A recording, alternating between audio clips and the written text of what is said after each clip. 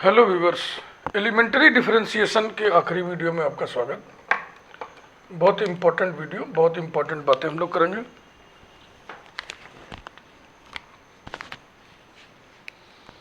I think ये है video number 7।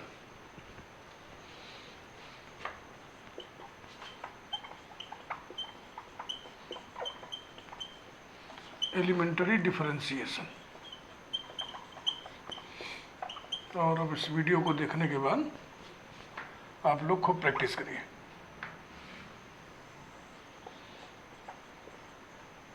बुनियाद हमने बहुत कायदे से डाल दिया, बहुत ही सिस्टमेटिक। ज्योमेट्रिकल मीनिंग या ज्योमेट्रिकल सिग्निफिकेंस, महत्व। ज्योमेट्रिकल सिग्निफिकेंस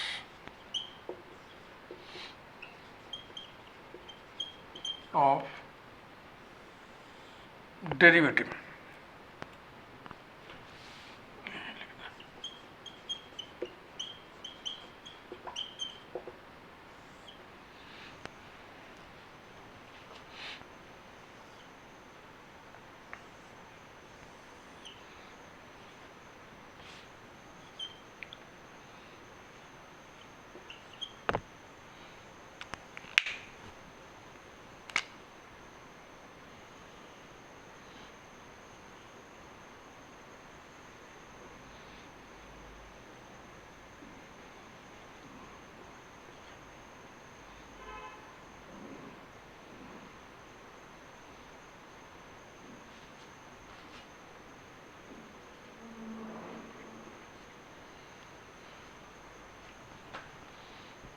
थोड़ा सा लैंग्वेज लिख दिया जाए।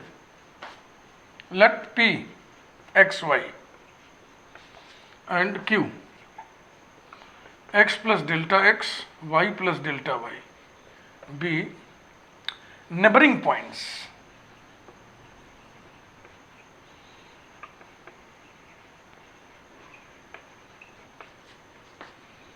on the curve represented by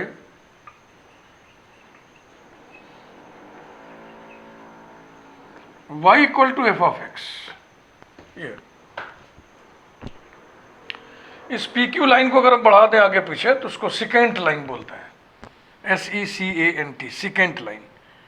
लेकिन सिकेंट लाइन का वो हिस्सा जो कर्व के द्वारा इंटरसेप्टेड है उसको कॉर्ड बोलते हैं, जीवा, पी क्यू।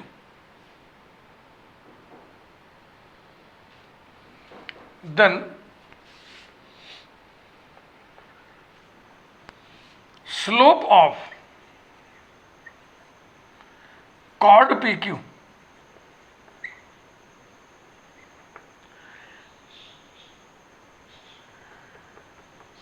बराबर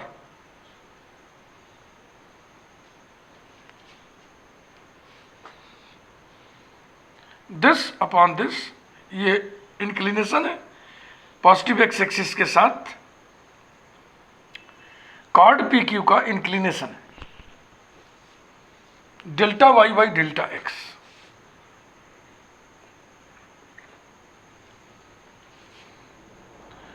लिमिट ले लीजिए, Q tends to P, slope of chord P Q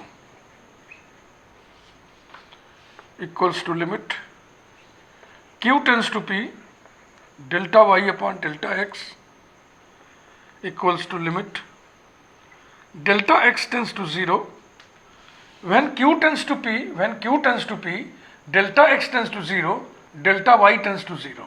तो सिर्फ हम डेल्टा एक्स लिख रहे हैं, delta y upon delta x. This is nothing but dy by dx। Number 1। अब इसकी ज्योमेट्री हम सोचेंगे। कॉर्ड PQ का क्या स्वरूप हो जाएगा, क्या भूमिका उसकी हो जाएगी, उसका क्या रोल होगा when Q tends to P। ये बहुत ही गजब का ज्योमेट्रिकल फैक्ट है, इसे हमेशा आपको दिमाग में रखना होगा। कई जगह टेंजेंट नॉर्मल पढ़ोगे वहाँ भी ये कंसेप्ट काम आता है, कर्वेचर पढ़ोगे वहाँ भी ये कंसेप्ट काम आता है, और भी जगहों पर टू डायमेंशनल ज्योमेट्री में भी ये कंसेप्ट काम में आता है। इसको समझो, ये दो पॉइंट हैं P और Q, दूर दूर लिया हमने, ये है कॉर्ड PQ। Q को टेंस टू P करो, मान लो Q यहां आ गया, तब कॉर्ड PQ ऐसा हो जाएगा, या इसको और आप बढ़ा दो आगे पीछे सेकेंड लाइन, तब ये सेकेंड लाइन ऐसी हो जाएगी। जब Q और निकट आ गया P के, तब ये सेकेंड लाइन ऐसी हो जाएगी। अब आप महसूस कीजिए, जब Q P के बिल्कुल ही बगल में आ जाए, देखो बड़ा मुश्किल होता है किसी कर्व पर एक पॉइंट के जस्ट बगल वाला पॉइंट कौन सा होगा बताना, लेकिन हम इमेजिन तो कर सकते हैं ना। तो when Q tends to P, यानी Q P के जस्ट बगल वाला पॉइंट है, तब इस सेकेंड लाइन की स्थिति क्या हो जाएगी, टेंजेंट एट P हो जाएगी। यानी कि cord PQ under the limit Q tends to P is the tangent at P. Tangent at P is the limiting position of chord PQ when Q tends to P. तो मन करे direct यही लिख दे, मन करे इसको थोड़ा सा बढ़ा चढ़ा के लिख दिया जाए। We know that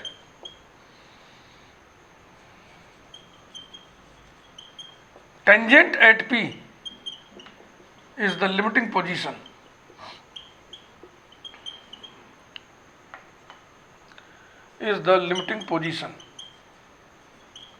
of chord PQ as या when Q tends to P। ये हमेशा के लिए याद रखें, बहुत इंपॉर्टेंट है। 10 वी हैव 10 फ्रॉम 1।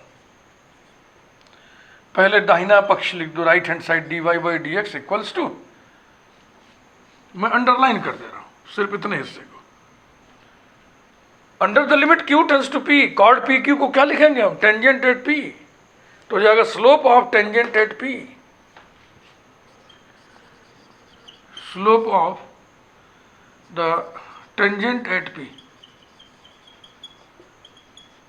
किसी पॉइंट पर टेंजेंट यूनिक होता है,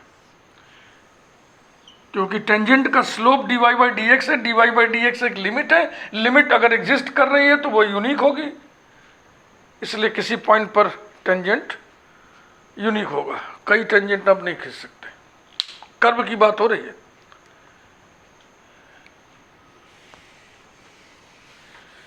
कर्व के किसी पॉइंट पर अगर शार्प बेंड है, जैसे मान लो कोई कर्व ऐसा है, यहां पे शार्प बेंड है ना, यहां पे तो कॉमन टेंजेंट हो जाएगा। जैसे मान लो यही है, ऐसा है, इस पॉइंट पर टेंजेंट कौन होगा, ये होगा, ये होगा। जैसे किसी पॉइंट पर टेंजेंट किससे आप कहोगे, किससे आप कहोगे बताओ, ये देखो ऐसे ऐसे ऐसे ऐसे बहुत सारी रेखाएं खींच सकते हो ना उस बिंदु को छूती हुई, तो टेंजेंट यूनिक नहीं होगी। टेंजेंट यूनिक नहीं होगी माने स्लोप ऑफ टेंजेंट यूनिक नहीं होगा, स्लोप ऑफ टेंजेंट यूनिक नहीं होगा माने dy/dx यूनिक नहीं होगा, dy/dx यूनिक नहीं होगा माने limit delta x tends to 0 delta delta x unique नहीं होगा, इसका मतलब वो एग्जिस्ट नहीं करेगा। तो जिस कर्व पे शार्प बेंड होता है जिस बिंदु पर, उस बिंदु पर डेरिवेटिव एग्जिस्ट नहीं करता है। तो ये पहली बातचीत हुई।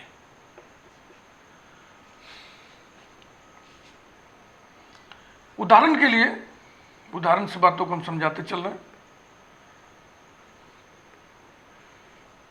ये ग्राफ है y equal to mod x का, x बराबर 0 पर शार्प बेंड है। On the curve y equal to mod x, there is a sharp bend at x equal to 0. Therefore, y equal to mod x is not differentiable,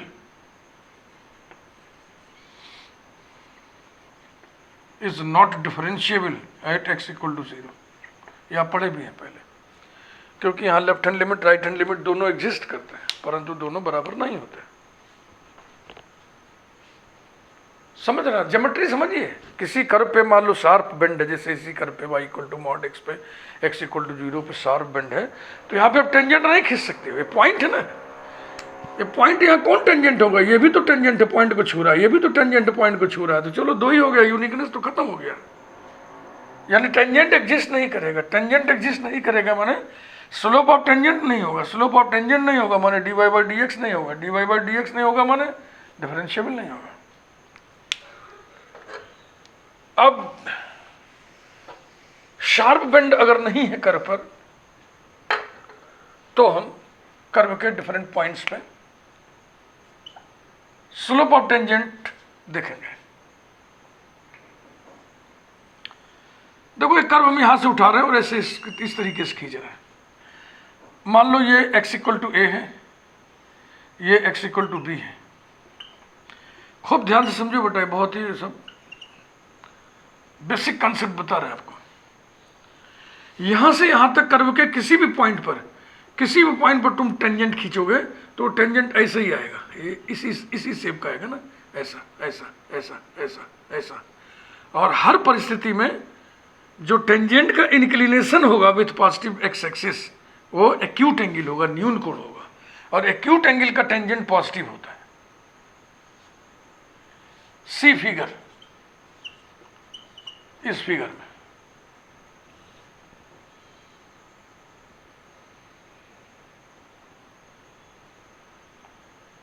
यहां से यहां तक curve उठ रहा है, माने इंक्रीज कर रहा है।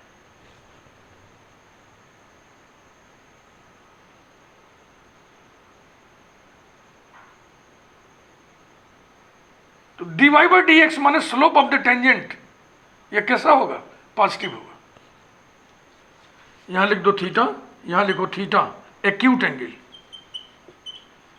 एक्यूट एंगल माने न्यून कोण, implies that tan theta is positive. tan theta माने slope of tangent is positive, यानी dy by d x is positive.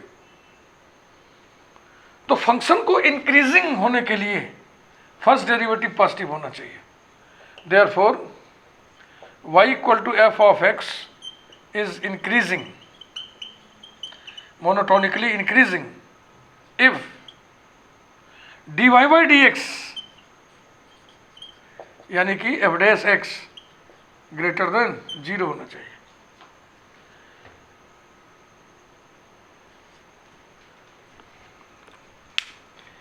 ये ज्योमेट्री क्लियर है तो आप ये सारी बातें बहुत आसानी से समझ सकते हैं। इन पर बेस्ड कोई भी थियरी डेवलपमेंट है वो आप समझ सकते हैं। नेक्स्ट, सी फिगर। अब की बात, हम ग्राफ को, कर्व को गिरा रहे हैं, माने डिक्रीज कर रहे हैं।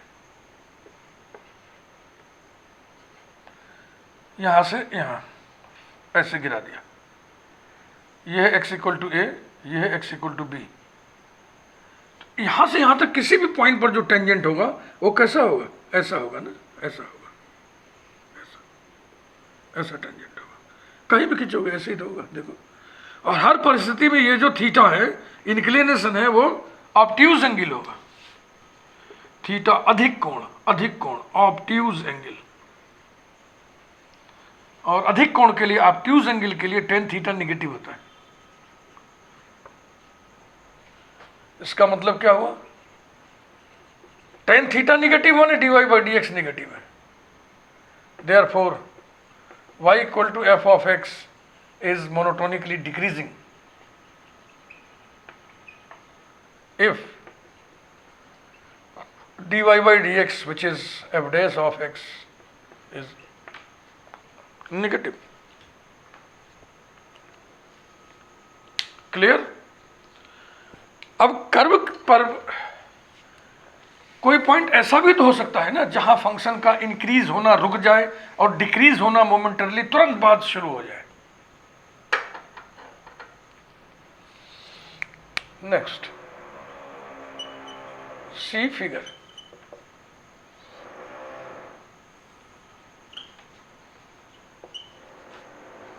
यहां से हम पहले ग्राफ को उठा रहे हैं, फिर ग्राफ को गिरा रहे हैं। मान लो ये x इक्वल टू ए है, x इक्वल टू बी है, इसी इंटरवल में बातचीत हो रही है। तो देखो यहाँ पे ये पॉइंट होगा ना ऐसा, जहाँ पे ग्राफ का उठना रुक जा रहा है और गिरना शुरू हो जा रहा है, इंक्रीज होना रुक जा रहा है, डिक्रीज होना शुरू हो जा रहा है। मान लो ये पॉइंट है सी, तो यहाँ पे क्या होगा, dy by d x positive होगा ना, dy by d x negative होगा ना। यहाँ पे टेंजेंट कैसा होगा, पैरेलल टू एक्स एक्सिस। तो ऐसी स्थिति में थीटा क्या होगा, 0, और tan थीटा क्या होगा, 0। तो dy बाई डी एक्स बराबर कितना हो गया, 0। देयरफॉर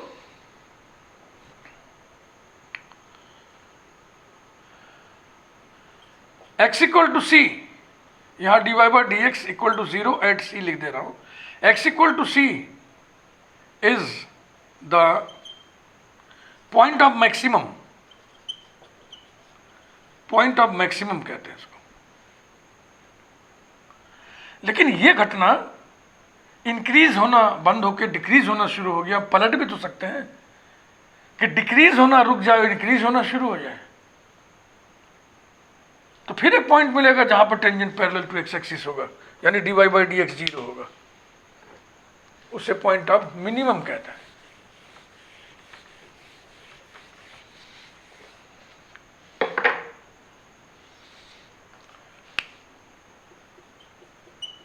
सी फिगर,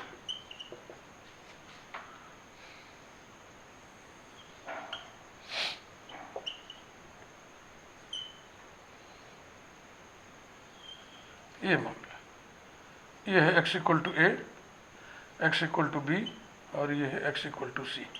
यहाँ पर टेंजेंट कैसा है, parallel to x axis. Theta equal to 0 implies that tan theta equal to 0. तो dy by dx माने tan theta, dy by dx equal to 0 at c. Therefore x equal to c is the point of minimum, is the point of minimum.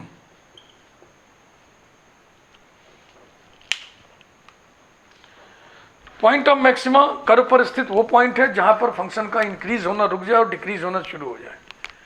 Point of minimum curve पर स्थित वो point है जहां पर function का curve का decrease होना, function का डिक्रीज होना रुक जाए और इंक्रीज होना शुरू हो जाए।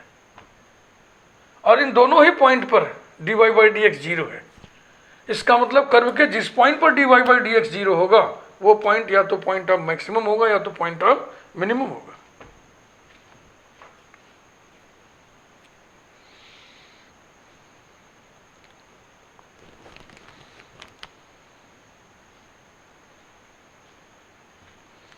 अब एक चीज लिख नहीं रहे हैं, मौखिक ही ऐसे बता दे रहा है, जरा सा समझिए बात को। इस पॉइंट के तनिक इधर अगर आ जाए, तनिक से इधर, चूंकि तनिक इधर कितना तनिक दिखाएं, क्लैरिटी भी तो होनी चाहिए, दूरी हम ज़्यादा ले रहे हैं लेकिन तनिक इधर, ये पॉइंट है C minus H, H is positive but very small, और इधर आएंगे तो हो जाएगा C प्लस एच, ये पॉइंट हो जाएगा C प्लस एच। ध्यान रहे ये पॉइंट C। तो देखो C माइनस एच पॉइंट पर टेंजेंट ऐसा होगा और C प्लस एच पॉइंट पर टेंजेंट ऐसा होगा। ऐसा होने का मतलब ऑब्ट्यूज एंगल और ऐसा होने का मतलब एक्यूट एंगल। अब गौर से देखिएगा, पॉइंट ऑफ मैक्सिमा के तनिक बाईं तरफ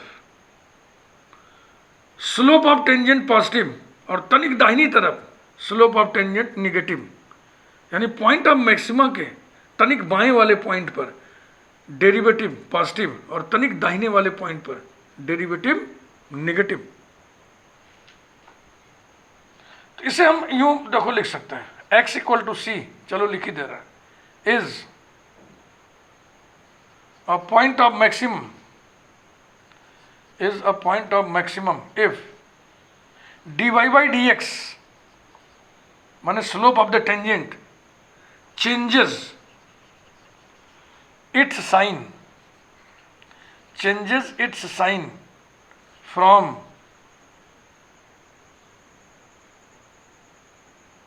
positive to negative, positive to negative across C.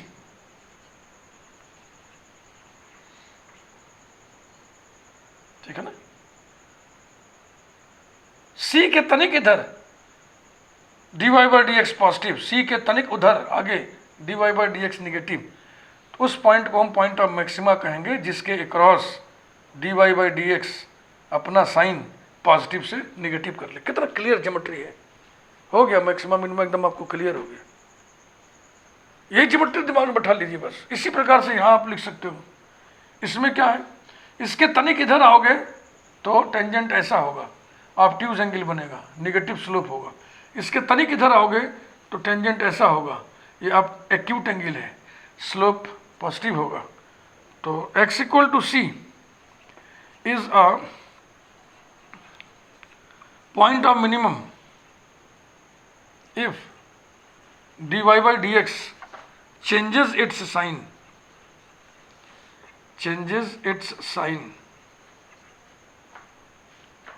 from negative to positive,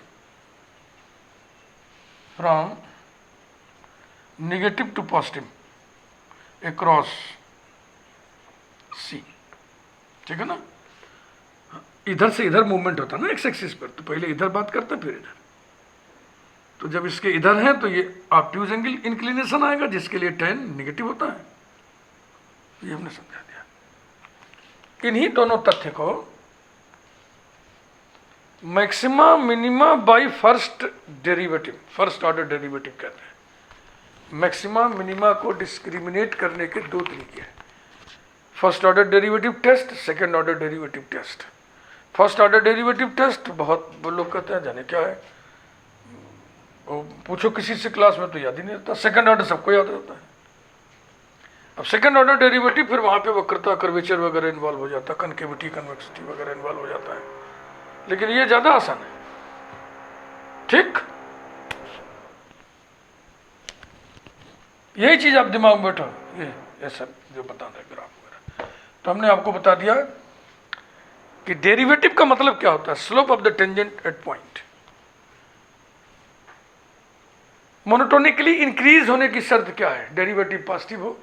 monotonically decrease होने की शर्त क्या है, डेरिवेटिव नेगेटिव हो। उस पॉइंट को पॉइंट ऑफ मैक्सिमम कहते हैं जिस पॉइंट के across dy by d x अपना चिन्ह, अपना sign positive to negative change कर ले। और इसी का उल्टा उस पॉइंट को हम पॉइंट ऑफ मिनिमम कहते हैं जिसके across dy by d x अपना साइन चेंज करे from negative to positive.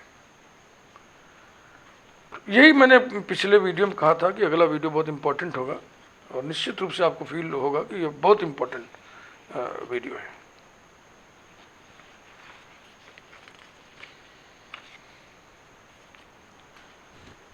Slope of tangent की मदद से सारी बात हमने समझाया है, लेकिन अब मैक्सिमम मिनिमम पढ़िएगा तो कुछ एनालिटिकल एल्गोरिथम भी होता है।